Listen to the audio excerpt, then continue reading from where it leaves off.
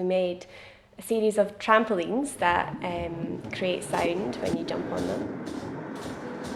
We made a kind of a spider's web of thread that made different sounds depending on how you played it or how you touched it. Created a physical system where little particles appeared on the screen and you could throw them around the environment.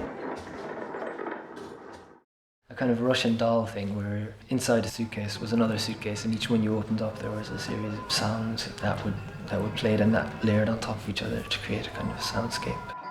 Even just the actual process of how to do that using like a wiring system and copper tape to conduct electricity through so that it would touch.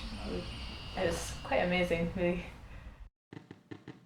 The course was a series of workshops that we did with artist Jan Sesnick, and we covered lots of stuff, including creating games, making sound acoustically as well as digitally, and looking at building simple electronics to kind of create interactive sound installations and objects.